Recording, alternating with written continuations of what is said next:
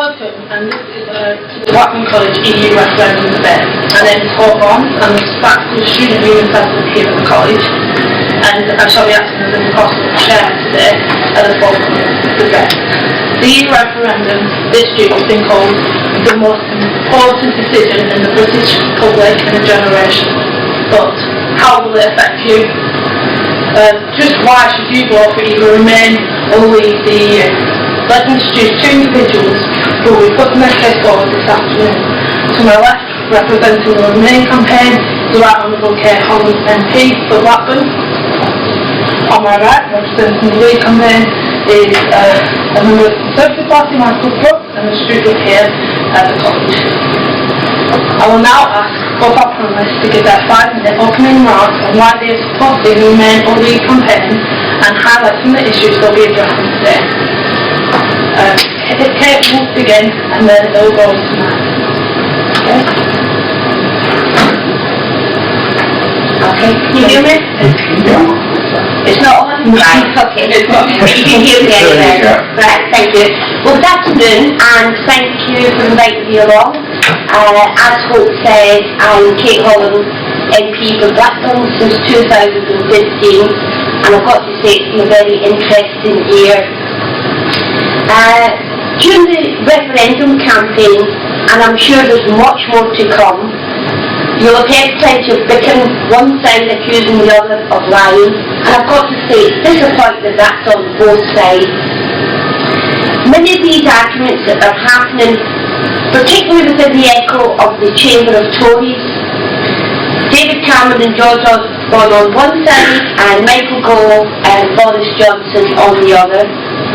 These arguments from the school playground don't represent my feelings. I'm here to proudly set out why I will be voting to remain part of the European Union. A question I hear time and time again is, what has the EU ever done for us? Well, as it happens, it's done a lot.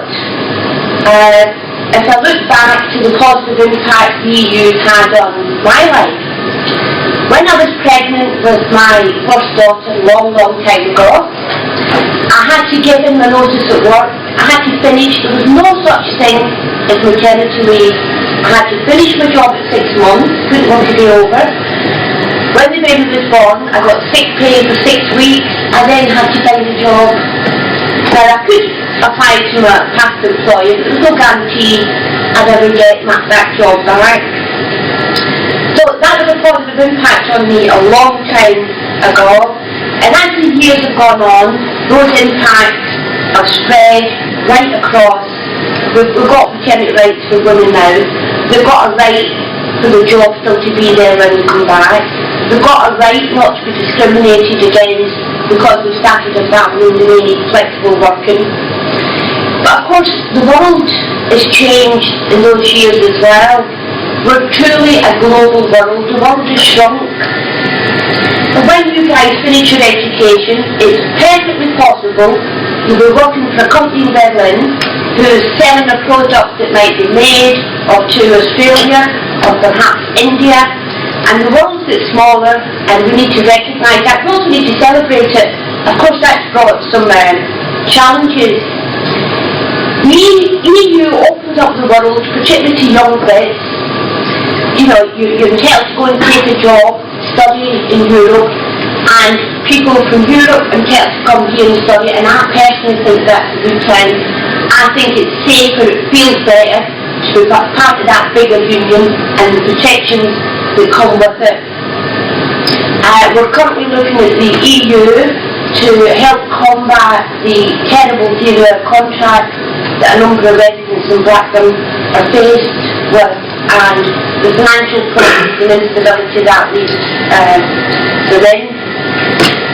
To move on to jobs and investment, over 3 million British jobs are linked to our trade in the EU.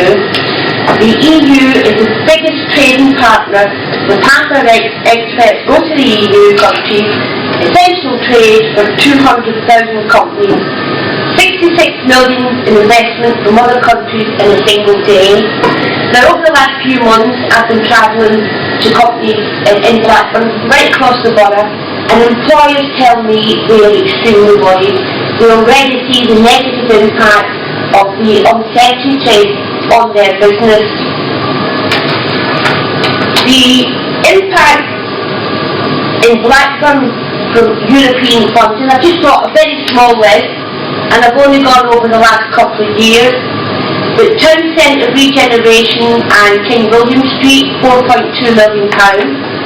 Junction 6 at Whiteford, which has helped us open up an industrial site up there, £1.3 million, which is a total of £5.5 million just for those projects.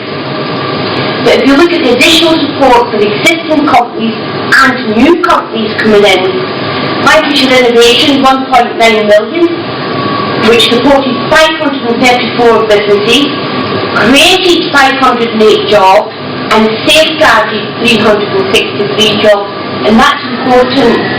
Employment is important for any area. It's important for the country and it's important for the world. Boost was £3.6 million. Again, jobs created 1,200, businesses supported 261. I just don't have to hurry up. So, I'll tell you, I could go on forever. Now, that's not to say there's negatives, because there is. In any partnership, there's negatives, but we're always stronger together. And the out-campaign, I'm sure Michael will argue, we can renegotiate, we can do different things. Well, by any poll or any professional opinion, they say it'll take 7 years. Now, I don't know how many people in here are divorced or have seen a divorce. I've never seen a friendly divorce. You split up and think it's best to part off, I don't, it just isn't working. 2 months later, you're fighting over the CD. It's 9 to. There ain't no happy divorce, let me tell you. And if you've got children, that divorce creates huge problems for them, no matter how good you think it's going. And are we prepared to risk that uncertainty for 7 years to jobs and income? Or are we prepared to work harder and make sure we negotiate what we need to make us stronger? Thank you very much.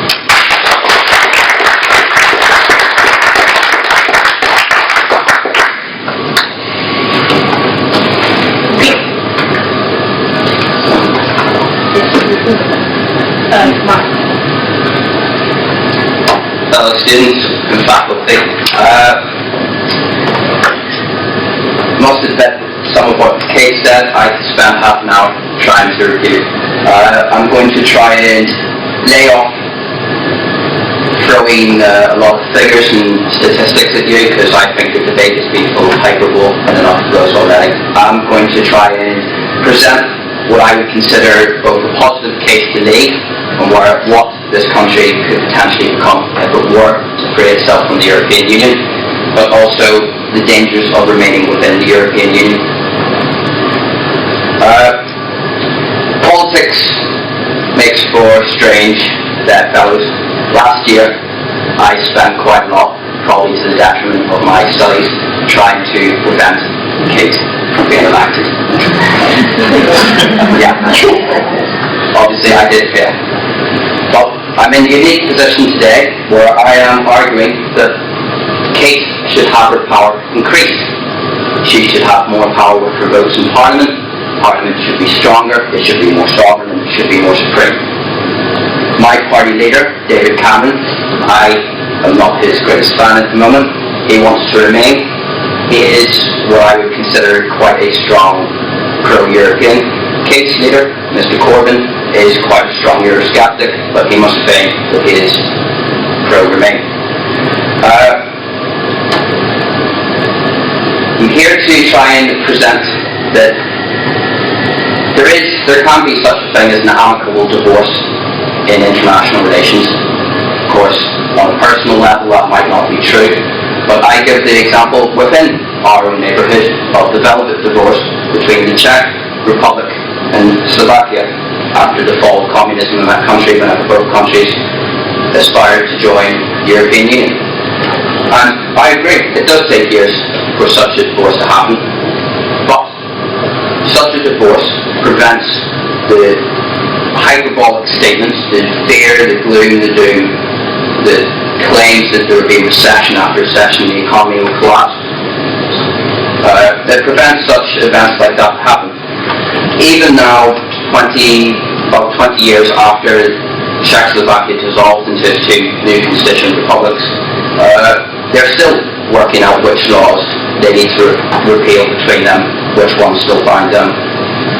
They do that on a mutual basis between themselves to say, well, this law doesn't suit the Czech Republic, it doesn't suit Slovakia anymore, so we should repeal it and we should put some new agreement or arrangement in its place.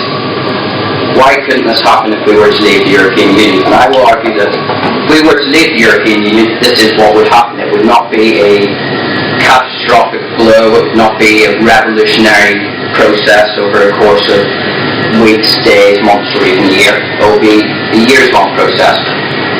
What will happen if we vote to leave on June 23rd is on June 24th we will still remain within the European Union. We will still remain within the single market. I will argue that we will always remain within the single market because it's not inherently a part of the European Union. But what will happen then is I accept that there will be a dip in the pound. There will be market instability because it is a major event that will have happened. The democratic voice of the people will decide the future of this country is not to be governed by essentially an unelected commission in Brussels, but that all economic power and levers should be returned to London. On June 24th, we vote to leave. What will happen then is we'll still be signed up to the CAP and all the legislation and the regulations, and we still will be for years. But what will happen then is we will begin the process of unraveling ourselves from the legislation, the regulations, the bureaucracy of Europe. How I think this will happen and how it will logically happen is that the European Union and the British government will come to each issue by issue, and they will look at them and they will decide which one is mutually beneficial between them, which one suits the British interest and which one will suit the European interest, and between them they will haggle it out and they will come to an agreement of what is mutually beneficial between them. And out of that, through a process of years, we will come to a happy arrangement between us and our European neighbours. Because I'm not anti-Europe, I'm anti-EU. I would say I am European, but I'm also British. I believe that we should be big Britons, global Britain, not little Europeans. Kate says that we could potentially find a job in Berlin whenever we graduate from here. We could find a job in Spain, we could go to Paris. That's true, and I believe that we always do that. But I've looked at jobs as well, but I'm looking at places like Korea. I'm looking at teaching English potentially in Seoul. I'm looking at potentially going to Canada and finding a job there in Vancouver. These are places where I'm looking at. I believe that we should look globally, not look European. Thank you very much.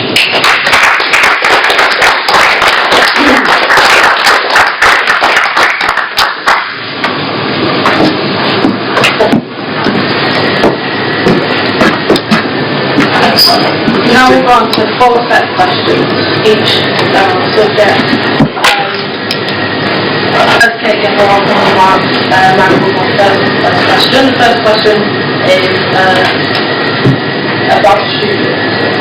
In the current economic climate, one of the biggest concerns for university students is their prospects in the job market. Discuss this both in your opening remarks. But what are the consequences for graduates in these terms upon a successful leave or stay put? You have 2 minutes. I can address the question. Yes, if you can say that. Yeah, no problem. Must admit, whenever I was first told of this question, I was expecting a different question. If we were to leave the European Union, I grant that probably for us it's probably a bit late for us to potentially affect this because we will be in the middle of it if we were to leave or to stay. But if we were to leave, I believe that the United Kingdom would experience quite a strong boom in jobs. I believe that we could look to global markets rather than being constrained to European markets. Manufacturers such as JCB, Jaguar, they export globally. I think they do apprenticeships and for degrees and PhD students them in their manufactories and in their research and development plans. I think we'd still, if you were that way inclined, I would still be able to look for jobs in Europe. I do not see why the European Union would shut itself off to British labour. I don't believe that in the event of Brexit that we would necessarily close ourselves off to European labour. I believe that we would regulate it. I believe that most students, again, I've looked at it myself, most of us will probably end up in London at some point, in some form of employment during our working lives, especially just after coming out of university. I believe that the City of London will still be loud, still be strong, and I believe it will be even stronger whenever it leaves the European Union. Like I say, I'm afraid I wasn't too apprised of this question, so I'm afraid that's why I'm going to have to close it. Now I'll take a question again. Do you have to repeat it? Yes, please. In the current economic climate, one of the biggest concerns for university students is their prospects in the job market following graduation. What will be the consequences for graduates in these terms upon successful leave or stay abroad? I think Michael went a fair way to sort of respond to that themselves. He spoke of research and development. Well, the EU invests heavily in research and development in the UK, and regardless of the polls, everybody tells you that R&D would suffer significantly. But we need to remember that to trade, we've got this massive partnership that will make it easier. And who would you rather trade with? A partner who's tied into a deal with you, or a country who decided didn't like you anymore, they were going to go. So I think they might plan to do it themselves. I think there's greater opportunities both to work in Britain and that freedom of movement to work in Europe, staying in Europe than there is to leave. Either of you want to respond? Well, my point was that there is opportunity in Europe. I believe there's stronger opportunity in farther fields and distant horizons. I come from Northern Ireland. I've got a lot of friends from Northern Ireland. Northern Ireland has a very big problem with brain drain into emigration, people leaving Northern Ireland. Well, I've seen an example of that. But also the south, the Republic of Ireland, many of its youth goes to Australia and New Zealand to find work in construction and trade. They don't go to Europe, they come to the United Kingdom, or they go to other English-speaking countries. And I believe that's where our graduates could potentially find work whenever they... I mean, and we know, Michael, how difficult it is to get a visa to work in Australia, Canada, or any other country. It's not easy. I believe that's... Well, if we were to leave the European Union, we could then come to an amicable agreement with these countries to arrange a new visa programme. For example, Australians used to come, our pubs and our bars used to be full of Australian girls who used to staff them, they'd come on working holiday. Unfortunately, the trend has been that that's a sort of dying industry because of in order to accommodate European immigration, we've had to shut down on immigration from Australia, New Zealand, Canada. There's quite a controversial scandal at the moment in Scotland where there's an Australian family who are being deported because they cannot, because the Home Office, they cannot get the visa through the Home Office anymore because the arbitrary Catholic stuff because of European migration. I'm sorry, I need to challenge that because that simply is not true. That family have been sent back, which I think is quite tragic. They've got a child who's settled in a school, speaks the Gaelic language. They've been sent back because the Conservatives introduced a cap and stricter rules on people coming to live and work in Britain. Michael spoke of going to Australia and different countries. Those countries also tighten up on the rules. So that just does not stack up, I'm afraid. We'll move on. The second subject on Parliament and Caleb will be answering this question first. Just a reminder of the rules, we have 2 minutes and then we'll respond. Those following the issues surrounding this referendum has become commonplace to see both camps bringing respective economic disaster forward, or bodies such as the International Monetary Fund and the Bank of England have forecast economic disaster for the country and on Brexit. with what we compared have countered by calling these claims scaremongering. What are the very real economic effects of condemnation for both a leave or a remain full? And how would these apply with particular reference to staff and students in education? Well, let's start with the remain. The building we sat in fact, most of Blackburn College was actually built with EU funding. And the reason I know that is because I worked here for 13 years and managed the apprenticeship contract. The EU money funded upskilling the community of Blackburn, whether it be NVQs in construction, painting, whatever. There's a great level of funding came for apprenticeships again to upskill. There was great amounts of money came for actually building itself. So if we'd been a leave, we would never have had those benefits.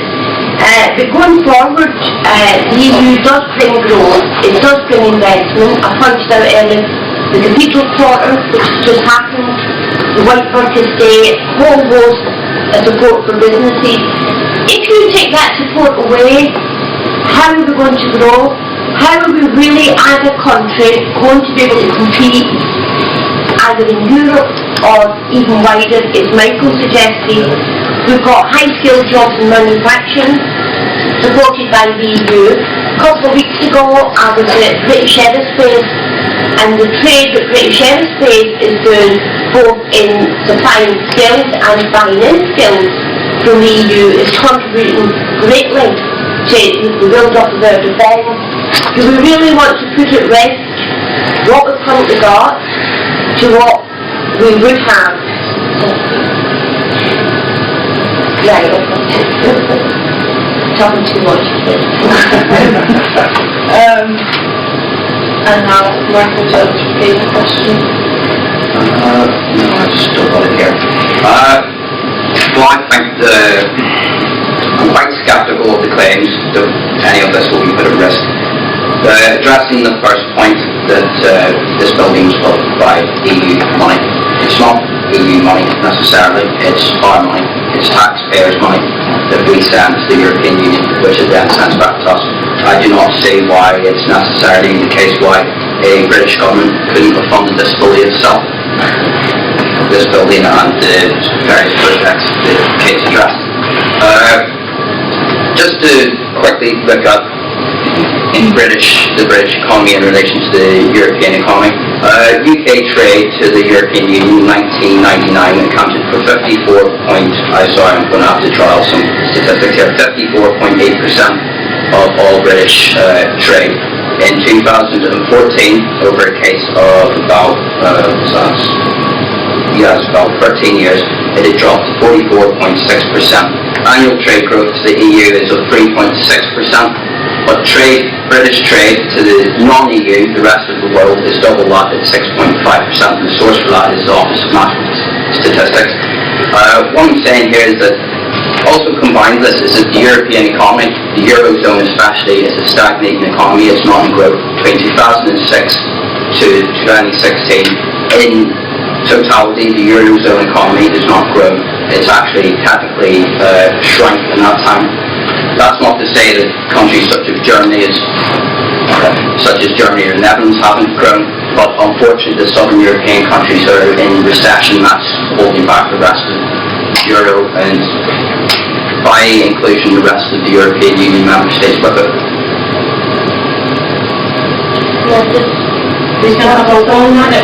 One minute, right, but very quickly. The Conservatives will tell you that the fastest growing economy in the G8, so something's going right somewhere. As far as taxpayers' money, of course it's taxpayers' money, it's European taxpayers' money that's coming back and fairly spread out. Pre-Conservative government, there was the North West Regional Assembly, and money was allocated, European money was allocated on need, and the North West benefited greatly from that because I chaired that for a period of time, and the South less so, but we benefited greatly. The Conservatives changed the rules on how that funding was allocated, and it was then allocated on numbers rather than need, and I think we need to go back to that.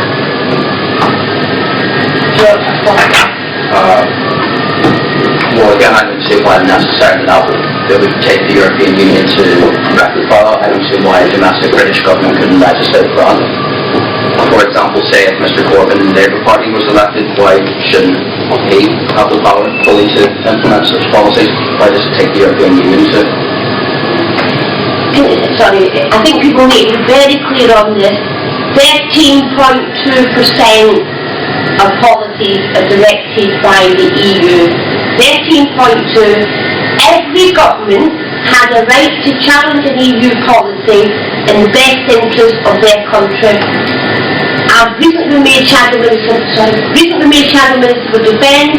I was told that we could not use UK steel because EU wouldn't allow it. That's nonsense. The treaty quite clearly says in your defence team you can use whatever rules you need for your defence. I was then told that we couldn't use the right steel. Again, that's simply not true. We just need a different type of government. So the EU over a number of years has been blamed for all else of the failing Tory government.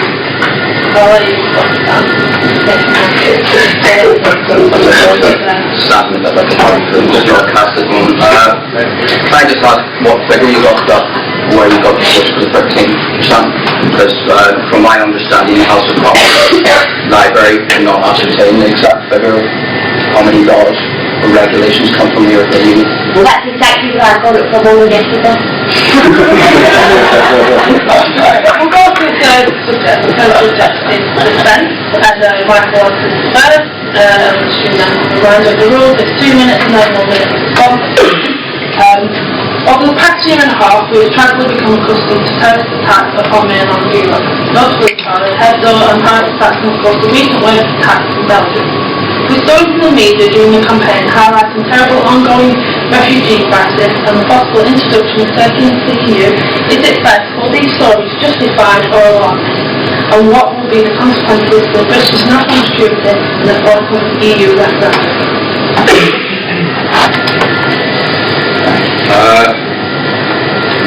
I think the stories themselves, they do have credibility to them, but I think they've been subject to the hyperbolic discussion that's surrounded the referendum. To be honest, I think in the short to medium term, if we were to leave or if we were to stay, there wouldn't be very much of a difference in terms of security to Britain, from terrorism at least.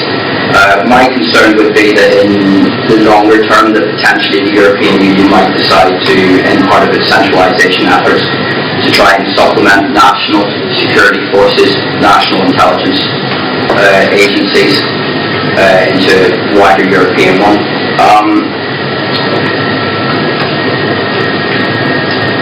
In regards to refugees and terrorism themselves, there isn't necessarily a direct connection, especially in regards to Charlie Hebdo, Paris and Belgium, because those were carried out by homegrown Islamist terrorists. That's to say they were French, they were Belgians themselves.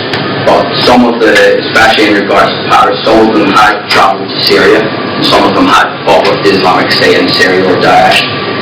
But in order to avoid certain essentially being picked up by police or customs whenever they re-entered the Schengen zone or the European Union, they had infiltrated in with the refugees as they crossed the Bosphorus into Greece.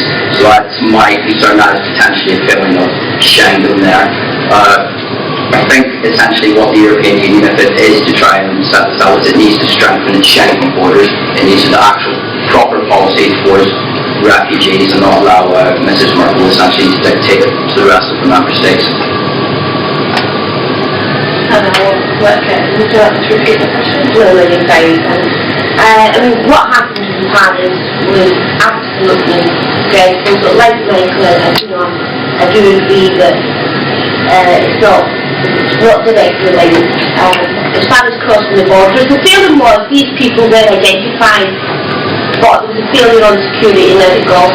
Us being not being part of Europe is not really an iota a difference on that. Just let me point out some of the benefits of defence. I'm becoming quite an expert on defence in the last 2 months.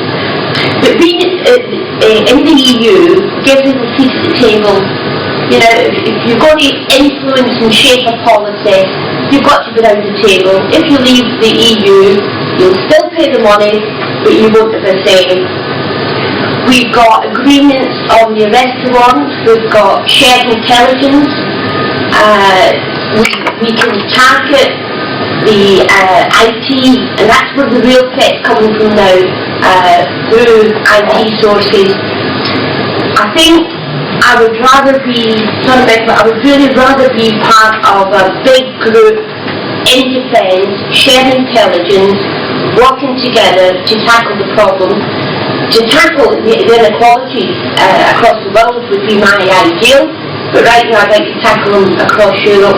And I think by working in partnership makes you safer and securer. I think in isolation you've got real problems. Because as much as I love Britain, it's a very small country. And I said right at the beginning, the world is shrinking.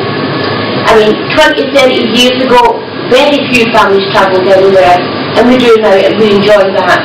And while we're all doing that, we just need to make sure we're securer and safer and stronger, certainly stronger in Europe as far as defence is concerned.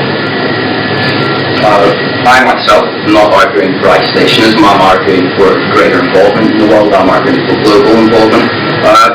I put forward that we do influence decisions with our neighbours. We are part of a larger community. It's called NATO, it's called the Five Eyes Arrangement, it's called the bilateral defence treaties that we have with France or with other EU states that aren't necessarily run through the European Union. I don't see the argument how the European Union needs an army, how it needs a security apparatus whenever its member states essentially have that collective security of NATO. I know we need to be very quick, because I have a surgery. Michael's arguing for us to go alone, and in every response, he's then asking for us to work in partnership. So, you know, it's got to be one or the other. We either go alone, if we say we want to do A, B, and C ourselves, we go alone, we do it. But you then cannot argue that we'll work in agreement, we'll work in Europe, we'll work across the world. Of course we'll work across the world.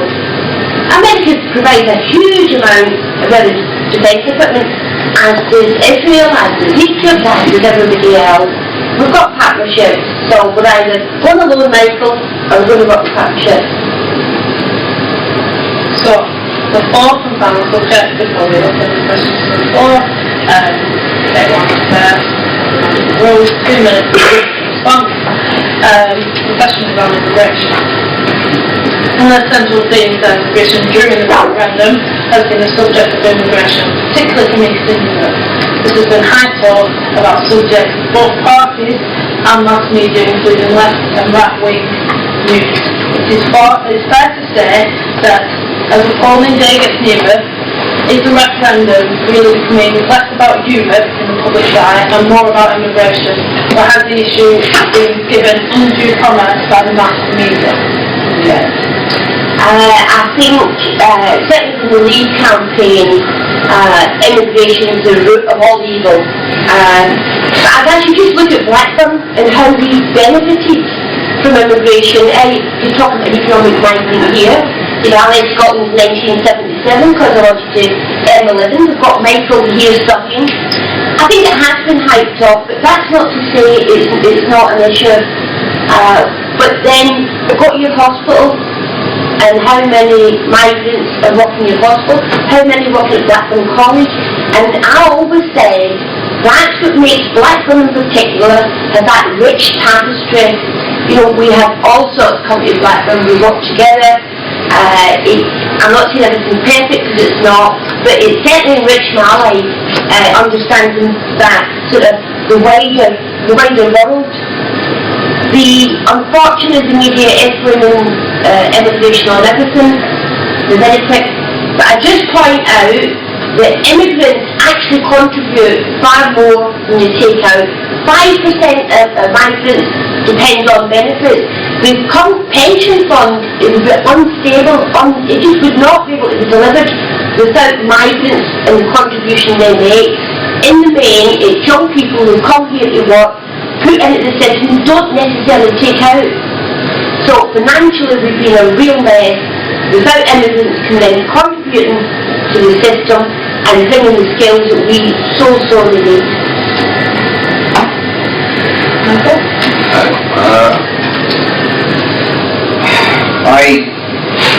I do agree that immigration is taking a bit far too much of a central pillar in this debate. I believe there's stronger democratic arguments that should be more important than the immigration debate, but I do think that there is legitimate reasons to be concerned at the rate of immigration that is coming into the United Kingdom and if the country and the economy can cope. It's often the working force that are hit the strongest.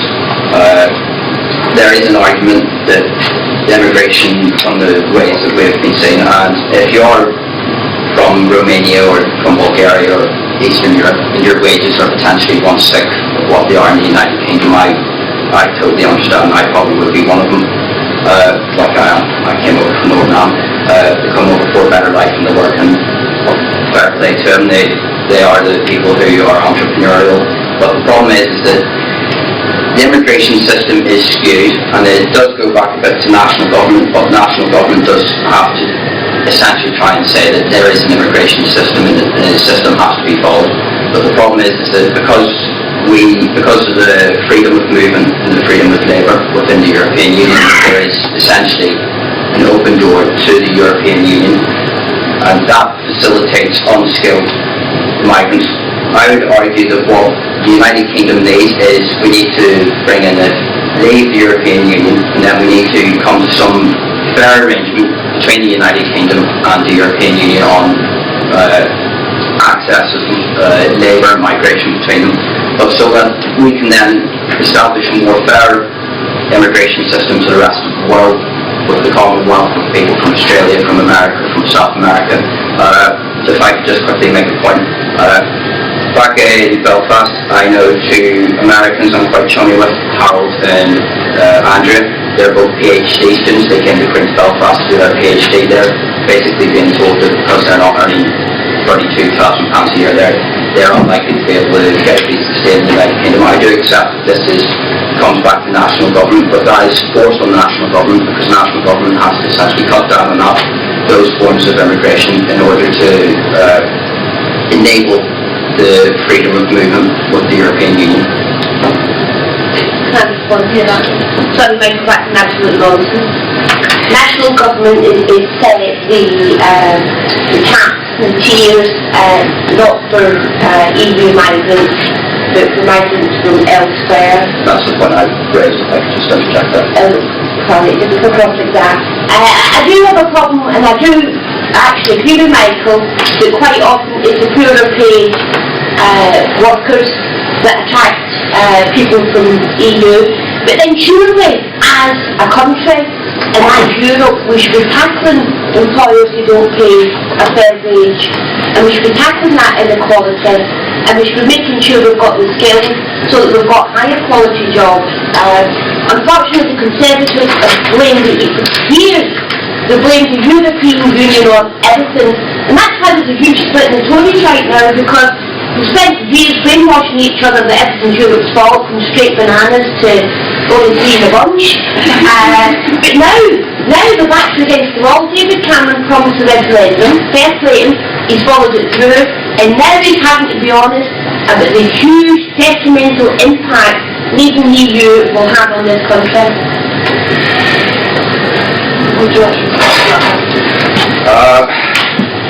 It's not just the Conservative Party. We're having an open and frank debate within the Conservative Party. There are people within the Labour Party, Kate Hollern being especially prominent, within it who disagree with the European Union and its expansion and its effects on British life. There's divisions within the Liberal Democrats. I will admit they are rare. There's even splits within the SNP, Sinn Féin, the DUP and the Ulster Unionist Party. It's not one hegemonic bloc to say that it's just the Tories and UKIP who want to leave Europe. There is an open and frank debate that is happening within the country at the moment, and people should be free and fair to open that debate, engage with that debate, and not have the debate descend into meaningless hyperbolic statements. And I agree with that, and these statements are coming from David Cameron, George Osborne on one side, Michael Gove and Boris on the other side. If you sat in the House of Commons day after day like me, it's disgraceful how the scare tactics, and I accept on both sides, is absolutely disgraceful, because this decision is so important to us, but much more important to our children than to get caught up in a slagging match between politicians. I think it's disgraceful. I said that in opening speech. It's got to stop, and people need to consider what's best for them. Now, I understand for younger people in particular, they won't remember how it was before either, reading the media is always everybody else's fault. Well, let's take some responsibility, make sure we've got a seat at the table, make sure we shape that policy, and make sure we've got a decent future for our kids. So we'll pause and open to the floor now. Thanks to the panel for answering some sets of questions, some thoughtful replies there. We open the question to you, our audience, giving you the opportunity to ask our panellists a question on issues already raised or new questions surrounding our referendum. Questions can be for one or both of our panellists, or both will be entitled to a response. Again, similarly, you can keep it to a set time, get as many questions in as possible. So if you raise your hand if you want to ask a question, please, if you ask yours. Well, my question is for Michael. You talked about the receiving of rights to the EU. Actually, what you're talking about in terms of saying in the European Union is receiving our rights to the banks in London and multinational corporations in the USA. That's what you're proposing. You talk about increasing jobs. What kind of jobs?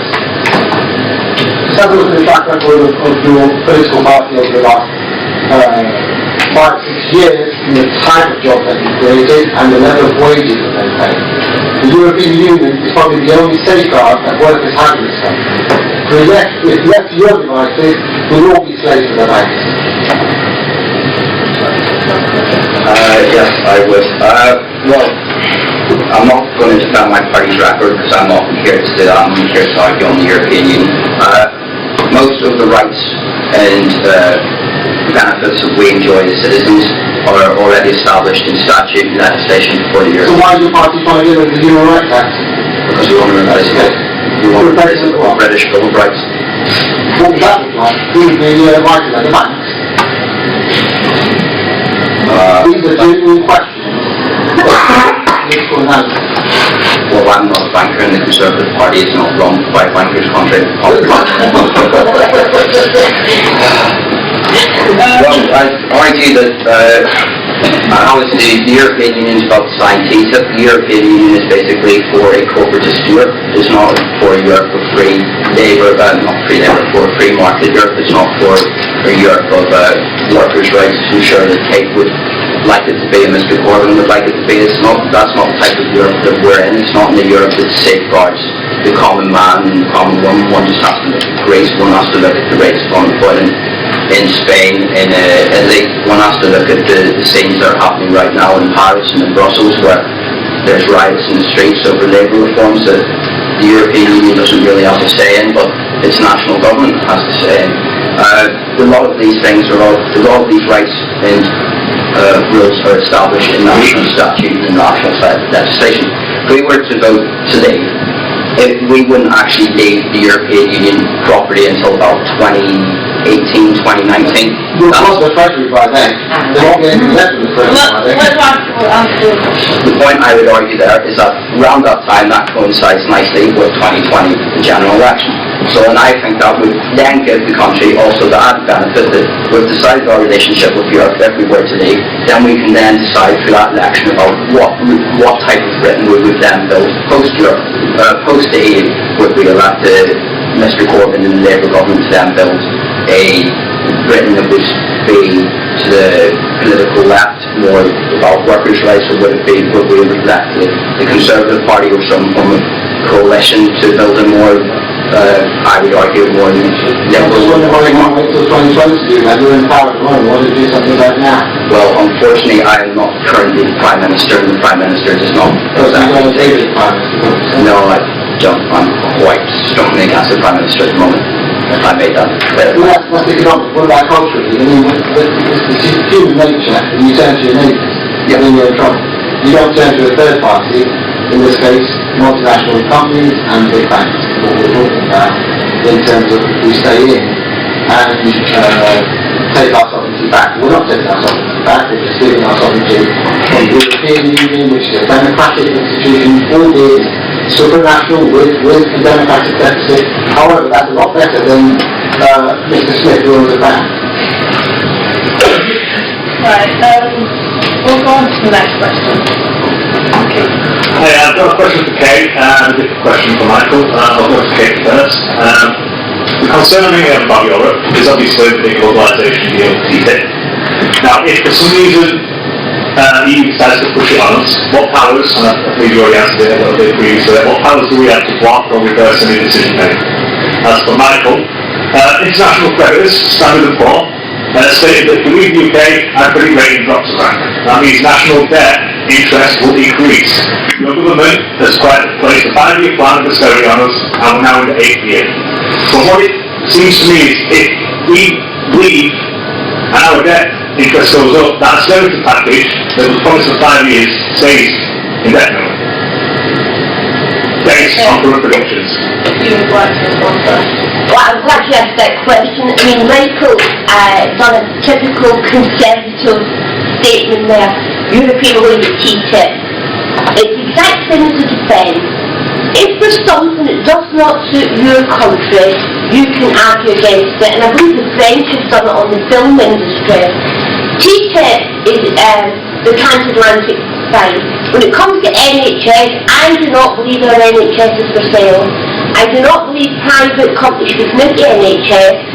Companies are coming in through the back door, and we're going to get to a situation through austerity measures. It's going to be 2 years, 5, now 10, because the deficit is getting worse. The economy is slowing down. The truth of the matter is, privatisation of the NHS is coming through the back door, and typical Tory ploy is to blame the EU for everything that's gone wrong. You can oppose it, you can make the case, and already there's signs in the House of Commons this week that there's a number of Tories who will also not support NHS included. Thank you. And would you like to take the question or? Yeah, it was about essentially... Yeah, Standard & Poor's international creditors have confirmed that if we do leave the EU, our credit rating will drop, and that will implicate national interests that we already own our debts and go up.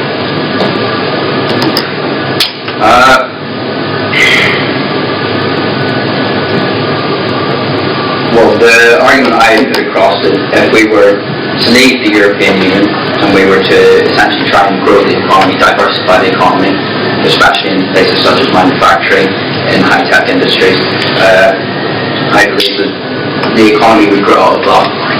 The economy would get stronger, government budget revenue would increase. It also then come back to our contributions to the European Union. We could, it's totally hypothetical, but if we were not a member of the European Union, we would have to pay a fee to maintain the single market, the common market, not the European Union. Norway and Switzerland pay to maintain the single market.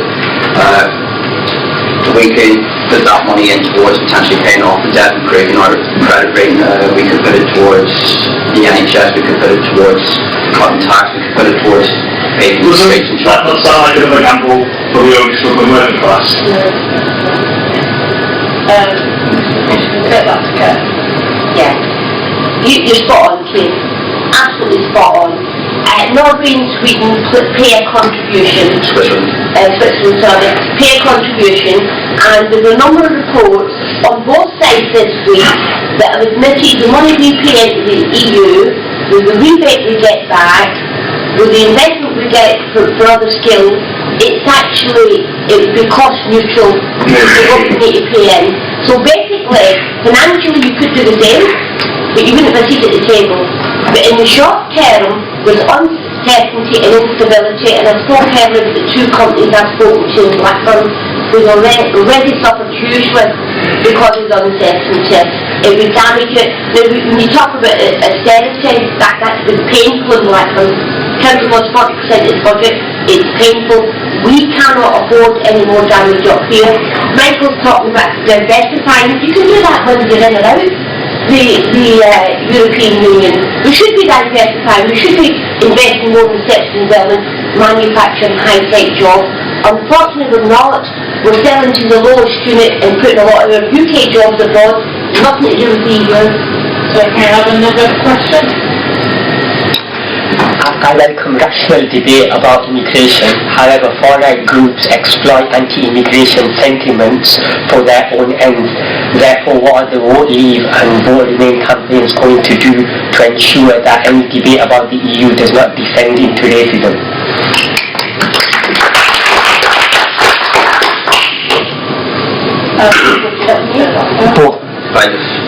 Clarifying on the word, was it how the debate wouldn't descend into racism? Yes.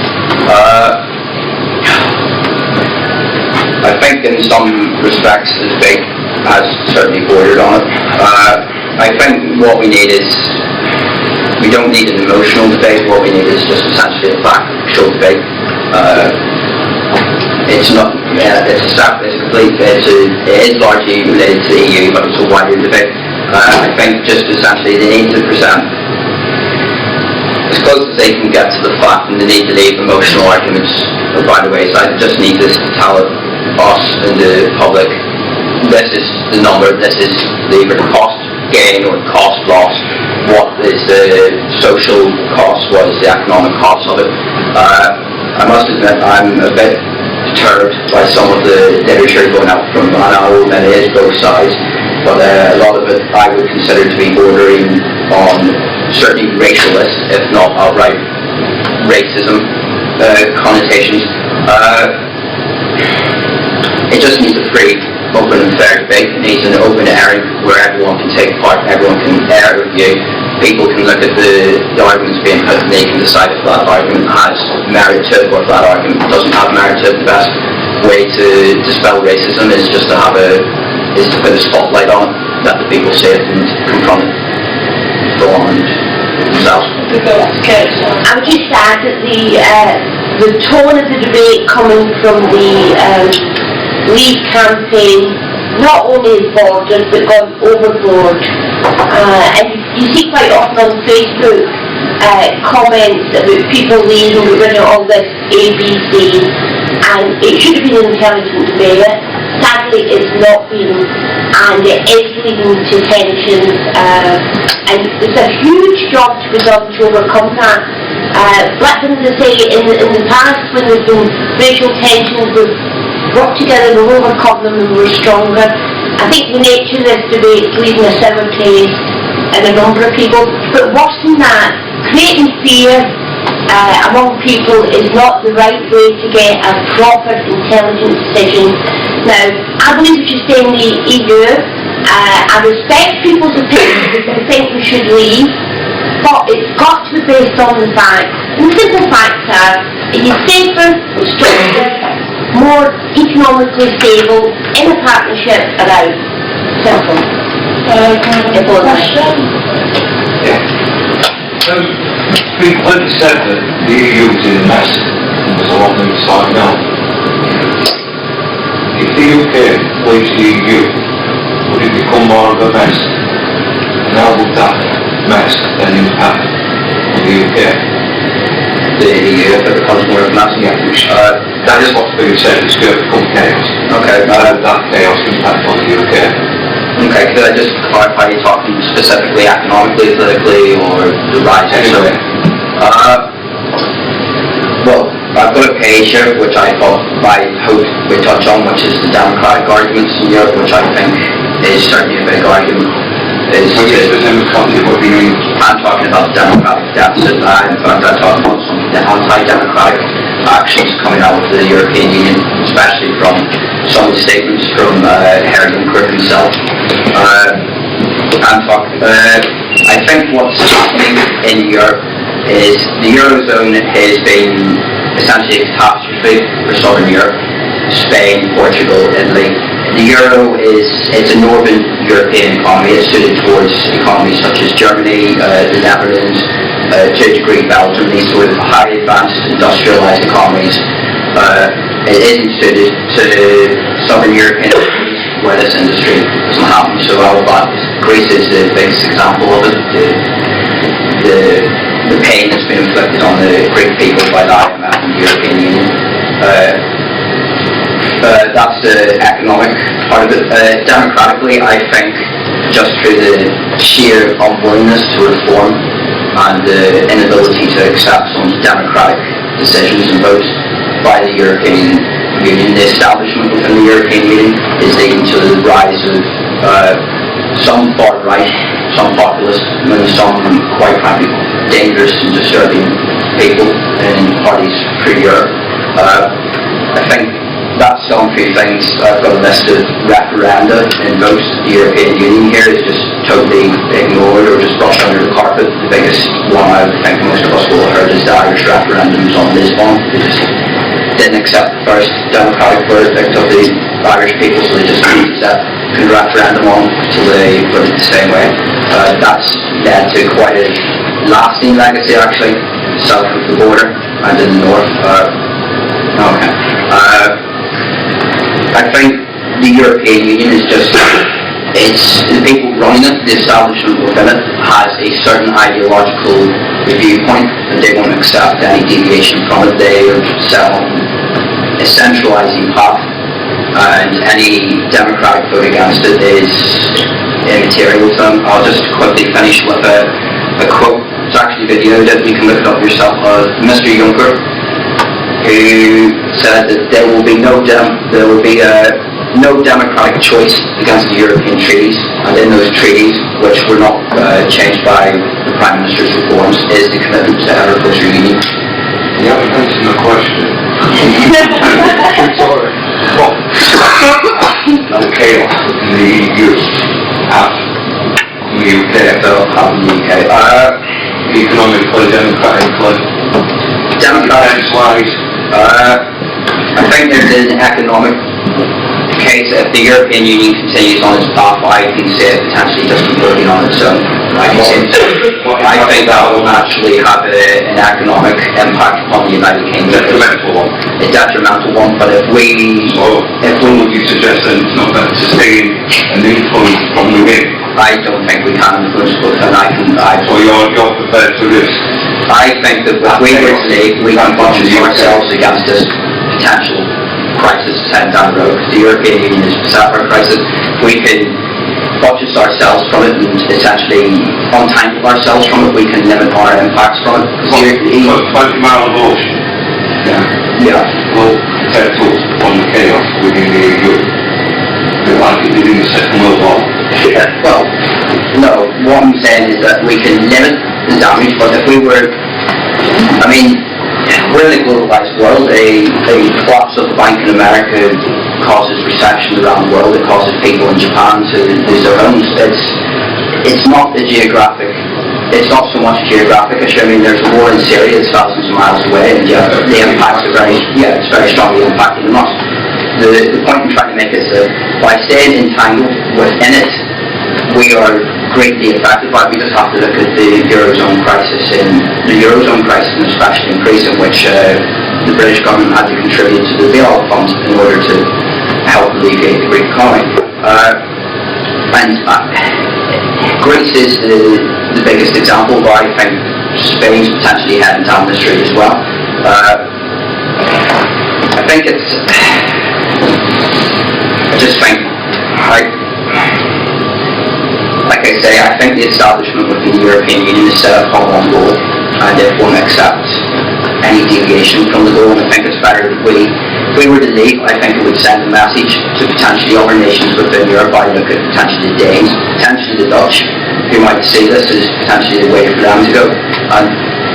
Well, the question on Kate, respond to it, and then we'll move on to my next question. I wasn't quite sure that the response, so I'll give it my best shot. I just say 97% of decisions that go through the EU go through full agreement. You don't want every argument in there.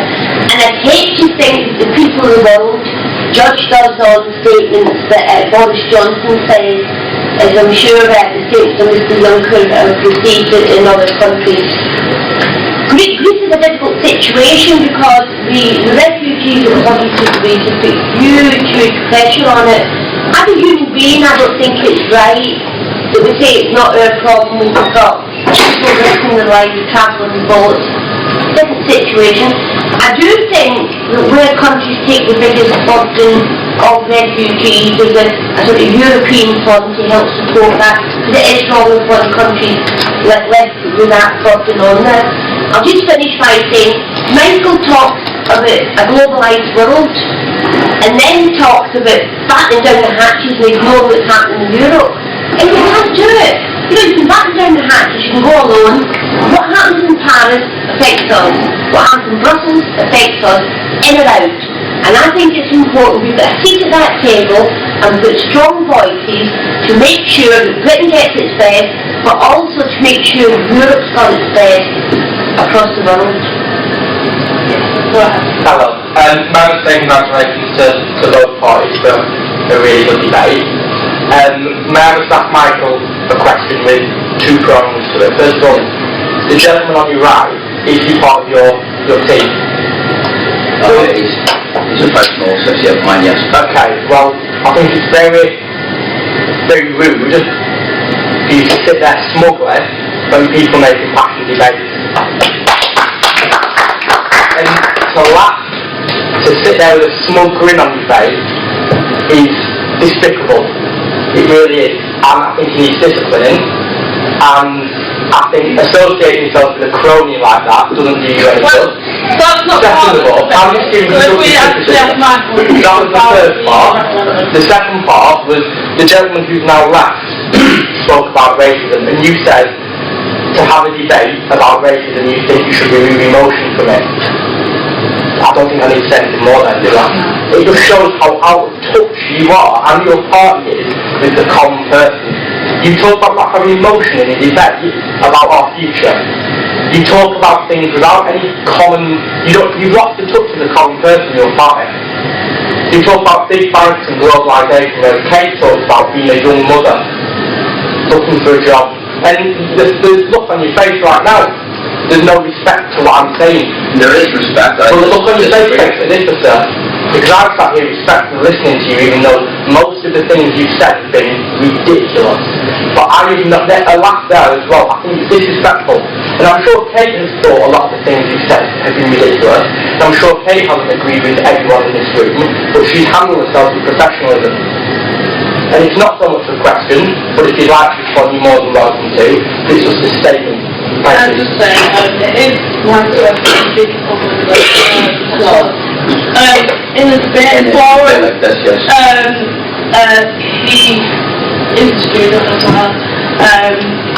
He hasn't got as much experience as Kate. Can we lead to the driving answer to talk about the issue? It wasn't a drive. No. It wasn't a drive. So he's personal associates and things. Let's just stick to the fact of what are we in or are we out, and that's why we're here. I was saying at the beginning about getting rights of like maternity leave, stuff like that. I'm getting close to 30 and thinking maybe one day I want to have kids. But at the minute I'm thinking if we come out of the EU, am I going to be able to stable and have a family, have a career, build that career, then settle down, have children and be able to come back to that career that I've worked hard for? And if we come out of the EU, I'm still going to be able to do that. Yeah. The point I raised earlier about if we were to vote today is at least for these 3 years we would be able to do that, and then after those 3 years those would still be on statute books, those regulations and those the various parts of legislation. It would still be in law, it would still be enshrined in law. What it would take is then for a government to proactively then say that we don't want this to be in law and to repeal it. I could not even say my party doing it. Like I say, we're not a monolithic block just because I am a conservative, so often I am. just addressing your point earlier on, we're not a monolithic bloc. I would consider myself libertarian. There's different wings within my party. The laws would still be there. It would take the proactiveness of the British government to then decide that this legislation isn't appropriate, or if it is appropriate, and then if it was to repeal it, then you could punish them directly at the ballot box.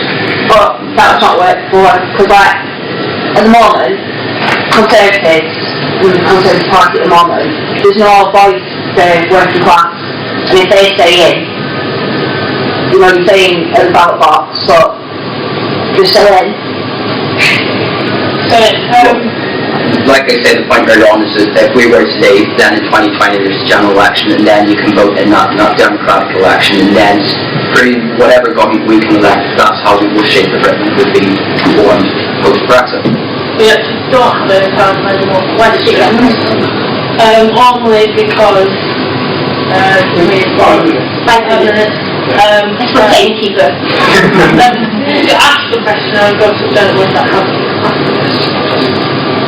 My question is, you have had several independent reports which suggest staying in your girl and moving out, and they come with, I would say, significant evidence showing that the economy is going to suffer. I'm yet to hear an independent report which suggests us living out is going to benefit us economically. And another question, I'll say maybe just a comment that you're sitting in a building where it was partially or maybe more than that contributed financially to the building and everything. My perspective is that if we're out of the EU, we still have this money here. I don't think that the current governance will allow the money to be allocated to the areas like Blackburn. We all agree that the Northwest has suffered a lot, so suggesting that moving out or staying, getting out of EU, we still have the money distributed, fairly, that's nonsense, if I may say so. Yeah, can I just come back to the point with the genitally, because it is important to me, I've got 3 granddaughters. I want to make sure that my daughter's got the same rights as everybody else. If the Conservatives are committed to rights for people, and we know they're not, otherwise there wouldn't be zero contracts right now, but if they are, why do they want to take away the human rights and bring in a British Bill of Rights? I've asked the question, what's the difference, and they're unclear. It's about promoting economic growth. You know, is that about providing better jobs, or is that about giving bigger profits?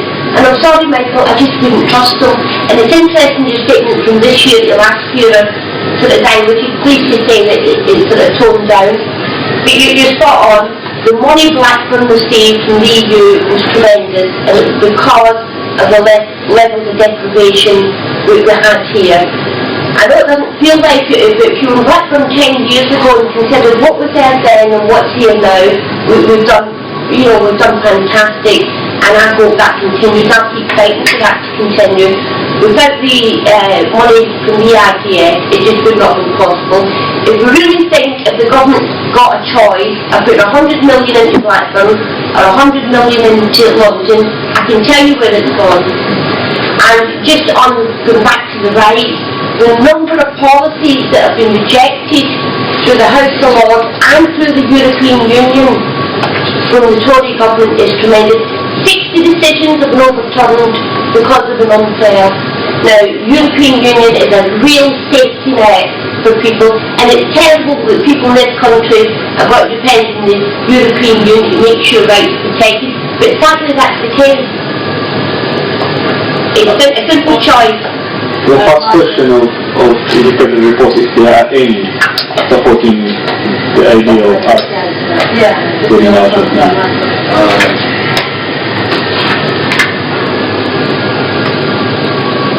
None comes to mind.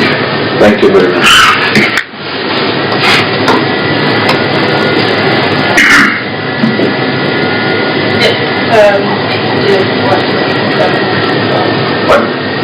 You don't have a look I didn't confirm reports, I've got figures and stats and stuff, that's what my notes consisted of. What it has done is that in terms of economic benefit from the European Union, they represent around about between 10 and 20% of growth in this country. That wouldn't change. That would not change if we came out. So to suggest that there will be doom and gloom if we came out, you're absolutely correct. Because the Commonwealth still works and still brings a lot of benefits to this country. That would not change with the name.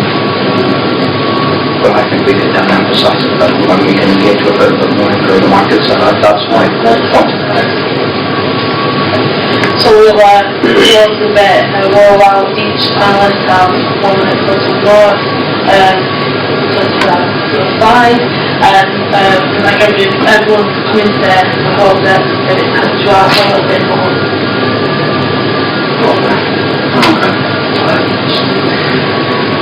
Well, I'll finish by setting out my vision for what I believe Britain, what my vision for Britain is in 10 years' time. What I'd like to see the United Kingdom is out of the European Union, but have an association with the European Union where we work strongly with our friends there, but we're not governed by them. But where also we have a seat at the World Trade Organization, where Britain has its trade envoys in Africa, in India, across the world, helping engage in new markets, expanding trade, sourcing a fair and free immigration policy with the wider world. Essentially, in my view, it's freer, it's a more independent and it's a more sovereign Britain. It's where the governments we elect are sovereign, where the laws they pass are their own laws, but if we want to punish them for the laws, we can vote them out every 5 years, where at the moment we cannot vote out any of the 7 presidents of the European Union. Okay, if you're about to take over the closing remark. Yeah. Well, to say right at the beginning, I'm proud to be here to represent the Remain campaign. I think it's important not only to show support for what we've had in the past, but also to ensure we have the same stability, security going forward. I would like to see reform in some of the European Union, but we need a seat at the table to do that. And things evolve and times move on, and it's important the EU moves with that. As I say, Michael's Leave campaign, batten down the hatches, and everybody else in the world is going to come knocking at our door saying we want to help you, is a nonsense. We've got access to 500 million people in the EU to trade with. That gives us a stronger role in the world, and I would please ask you to consider carefully, forget all the nonsense on television, the hype and the slagging off, forget that. Just think, where do you want to be in the future? Do you want to be part of a little Britain? Or do you want to be proud to be British and part of a bigger union? Thank you for coming.